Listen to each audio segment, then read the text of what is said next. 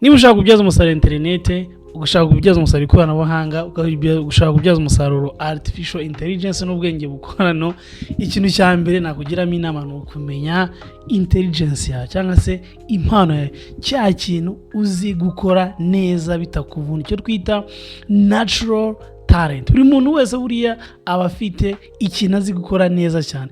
Iyo kintu rero ukizi ukagereka ikoranabuhanga, ukagerekaho na AI no gukora cyane, ndakubwiza ukuri sky is no longer the limit. Ubona amafaranga noneho mu buryo bw'ikujya. Muri ino video rero ikintu ngiye kubereka, ngiye kubayishurira impano 7 uraza kureba aho wisanga, tunarebe n'uburyo izo mpano wazibyazamo umusaruro ntuze kuza gucikwa. Ushobora kuvuga ati Sam none byagenze byagucanze gutangiye kuzana ibintu ng'impano ng'intelligence n'ibintu bya digital marketing n'ibintu bya AI bihuriye he?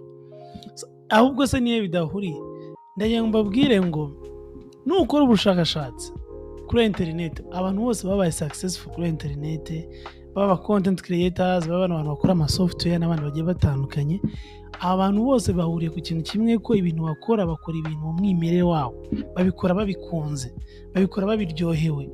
So impamvu babikora biryoheye nuko bakora muri intelligence yabo, cyangwa se nabuze ijambo ryiza mu Kinyarwanda tuvuze intelligence ni nk'ikintu runaka uzi gukora neza cyane kurenza ibindi byose, biba bijyanye n'umwimerere, bya ikintu kitakuvuna, cya gidafitano nyine kitakuvuna, niyo bita intelligence.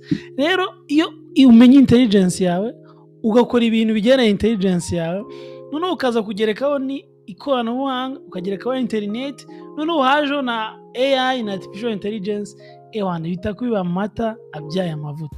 Nuvuga ngo ufashe intelligence yawe ukongeraho internet, ukongeraho AI cyangwa se artificial intelligence, byo ukabicombininga, nuvuga ngo bita kubiba uruvayi rw'ikintu nyine cya danger. Niyo mpamvu uyu munsi ngiye kubasobanura intelligence, uraza kuza kureba aho wisanga. Noneho iyo intelligence ndakwinginze ngo none uzashaka uburyo utangira gushaka uburyo ukora ibintu bijyanye nayo kuri internet, kuko icyo wakora cyose utaye kugikora muri intelligence yawe, iyo atari ibintu bijyanye na intelligence yawe, still birangira nyine utabiryohewe. Kandi buriya ntabwo buriya icyambere ntabwo amafaranga gusa iyo dukora mu byo dukora, n'ibyishimo n'umunezero ni ingenzi cyane.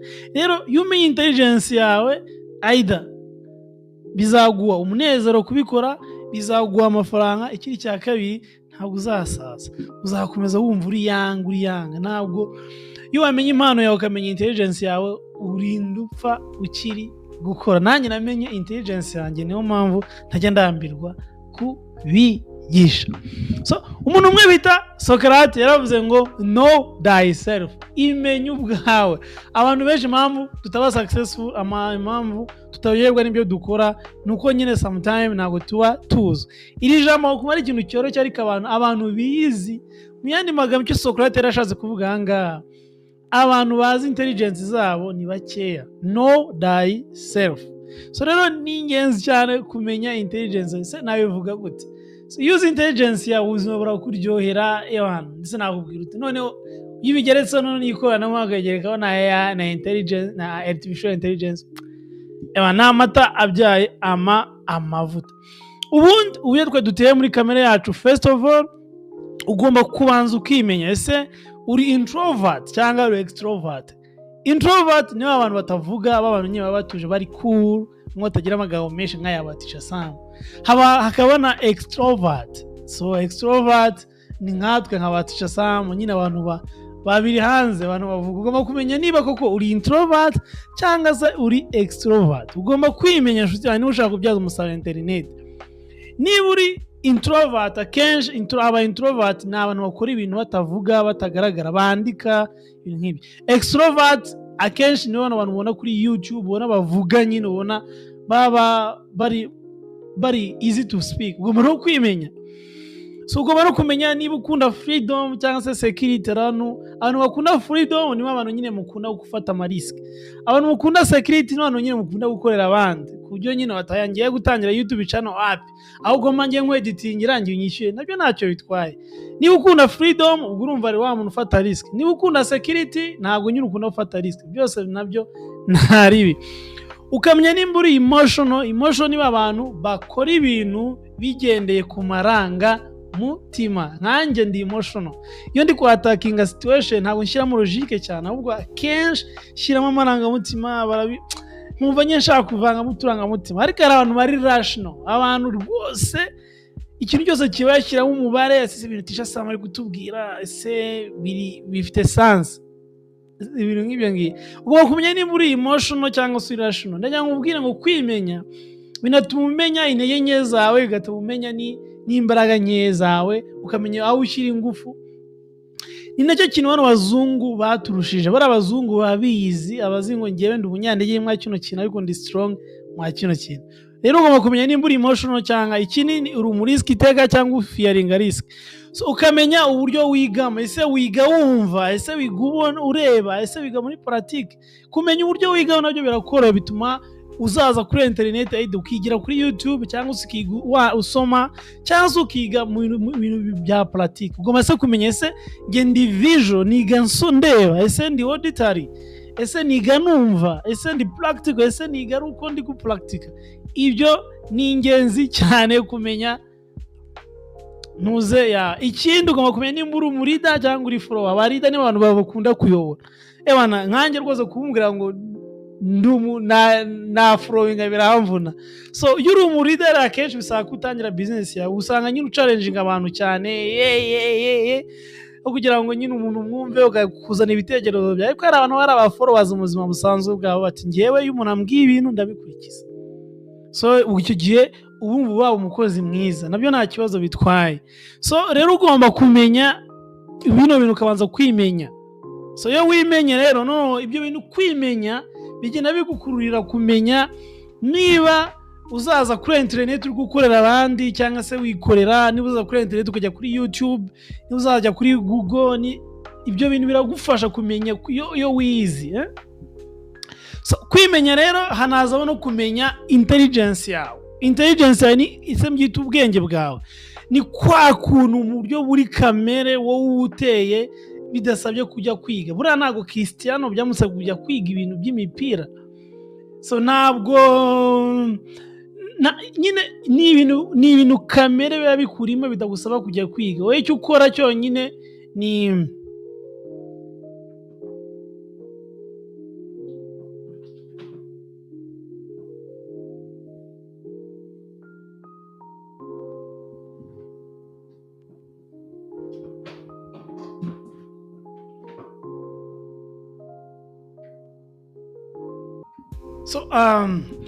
wowe icyo ukora iyo wamenye intelligence yawe, icyo ukora ni refining, kugenda nyine uyimprovinga. Nzi gukina, icyo nkora nyine ukujya kwitoza, ariko mu by'ukuri biba bikurimo ari umwimerere wa nkanjye. Nzi kwigisha, icyo nagomba gukora gusa ko kugenda kuri kaminuza nkagenda kuri nzi gukora marketing, byansaba kujya kuri master nkajya kwiga kuri fininga kugira ngo menye theory za marketing, kwigisha ibintu ariko ni umwimerere wanjye. Kumenya intelligence yawe rero nabyo ni nabyita gute, niyo tangiro yo kuba successful. Utazi intelligence yawe nshuti yanjye uzabona amafaranga ntabwo bizakuryohera.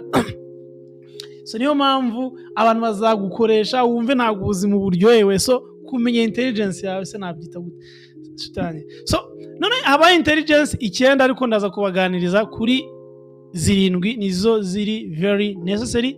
So intelligence ya mbere niyo wita linguistic intelligence. Hari abantu mworoherwa no kuvuga kungikanya amagambo, kuntu muvuga. So intelligence rero niba abantu bavuga ngo ni intyoza. Ese uyu ufite intelligence y'intyoza? Numva ko nanjye ndahanga. Yo iyi intelligence yawe rero igusunikira kuba waba umunyamakuru, kuba waba umwarimu. So mu rugero nk'abantu tuzi bafite intelligence ni nk'aba bita ba Robert Greene, ba Mwanafunzi, bano ba Scovia n'abandi muzi b'abanyamakuru bakomeye baraba bifitemo iriya impano ya intelligence. Nawe ushobora kuba bifitemo iyi impano ya intelligence ariko ukisanga waragiye kuba umuganga kandi wongeye kuba umunyamakuru. Intelligence ya linguistic ni ijyanye no gungikanya amagambo, guhuza amagambo. Iyi ni ingenzi cyane. Niba ufite iyi mpano rero, vuba vuba waba umwarimu, waba content creator,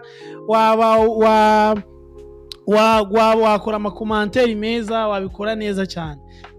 Murabazi bano bantu bitabarumaga, bano bavuga imivugo, bari abantu bafite impano ya linguistic intelligence. Rero ntuzica amazi niba imibare yarakunaniye ariko ufitiye linguistic, kandi imibare rwose yarananiye ariko ntacyo nge nicuza kuba imibare yarananiye. Icyo nzi cyo nuko mfite linguistic intelligence kandi ubu ndayikoresha neza cyane kandi abizi izangira akamaro, kandi nawe murabona ko iri kubagira akamaro ndi kuyikoresha mbigisha. Ese ufite linguistic intelligence? I don't know. Indi intelligence abenshi niyo twagiye twigishwa ku ishuri bayita logical mathematical intelligence.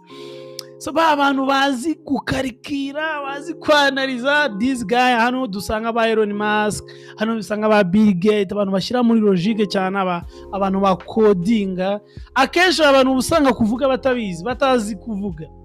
So rero niba ufite iyi logical, waba umukoda, wakigisha coding, waba unyamibare, wakora ibintu birimo complex, gusolvinga ibintu. Iyi ni impano ikomeye cyane uyizanye kuri internet rwose. Niba utazi kuvuga icyongereza neza nka Teacher Sam, niba utazi kuvuga neza nka Mwanafunzi cyangwa abandi bantu utazi kungikanya neza amagambo, don't worry, it's okay. Niba ufite logical and mathematical intelligence birabaye.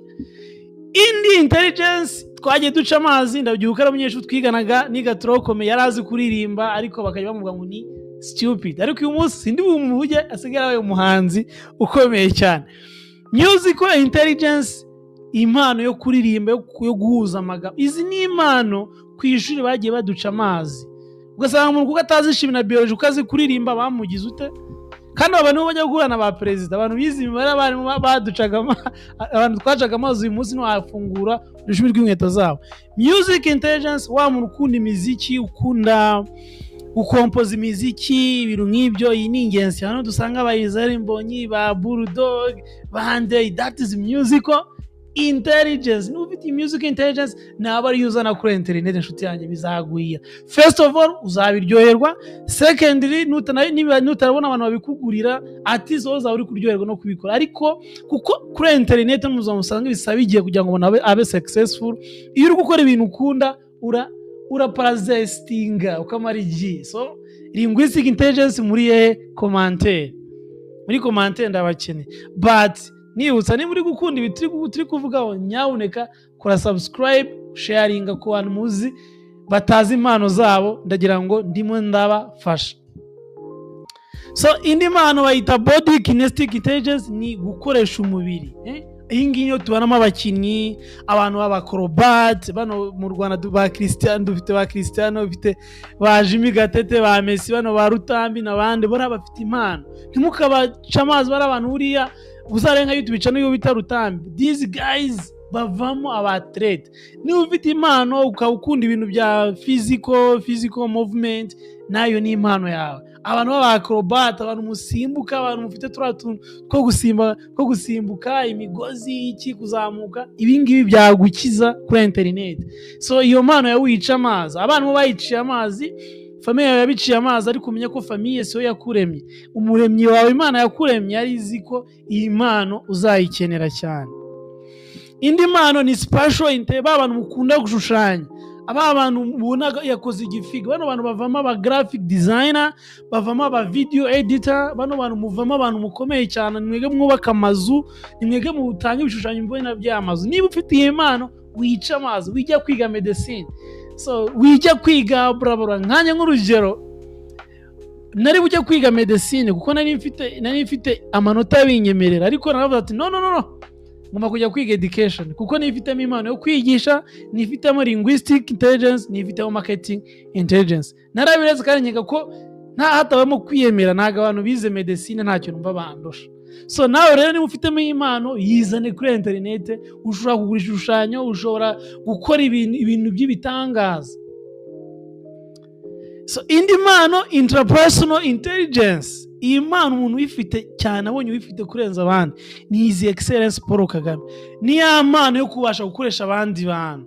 Undi muntu uzwi ngo ufite iyi mpano ikomeye cyane ni Barack Obama. Ni ukuvuga ngo ni impano yo kubasha kumva abantu, kuinteractinga nabo, kugerageza no kuba wagira ute wabayobora. Abantu bafite izi mpano ni aba leaders. Nawe niba ufite iyo mpano ugasanga wisanze agatsiko kose wakayowe, ukisanga ahantu hose ugeze uri kuba umuyobozi, aribo bari gutora, bakugize diwaye, bakugize, zana iyo mpano umva ko waba umuyobozi, waba umujyanama, waba umuyobozi, kuko ufite interpersonal intelligence.